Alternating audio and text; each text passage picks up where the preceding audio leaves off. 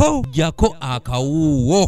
Before I rule on that, can I hear from opposition? Jebuvuddeko amyuka speaker wa parliamenti Honorable Anita Among yalagira ababaka ba parliamenti buli omu okunoonyereza ku ngeri enteekateeka y'emyoga gyetambulamu mu kitundu kyakiikirira era ng'omulimu guno ababaka bagukoze bulungi. And this is an important project because the purpose is for on-farm productivity.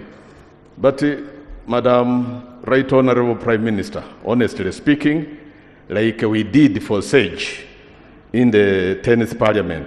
Mu lutuula lwa palamenti olw'olunaku olwaleero abaka ba palamenti mu bitundu by'ekigezi omuli disitulikiti ey'e Kabale, Rukiga, Rubanda, Kisoro, Kannungu ne Rukungiri banjulidde palamenti alipoota eyawamu ekwata ku nteekateeka y'emyoga mu bitundu byabwe. There is a need to understudy the minimum seed capital being proposed to all the formed circles, depending on which activity is being covered by different recipients.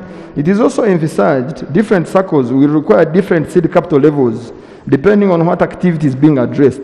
Hence, a review mechanism of the seed capital should be carried out and a properly customized plan be rolled out according to the enterprises.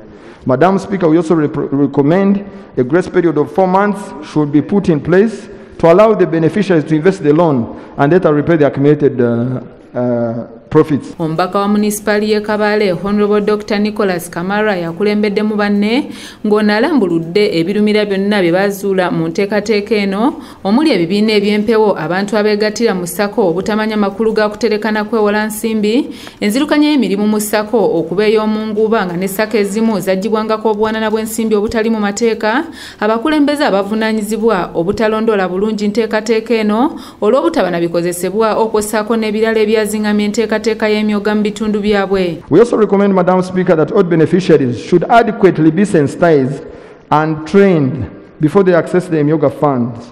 This will help communities appreciate circle formation, operations like saving, loan repayment, business mindset and commercial production.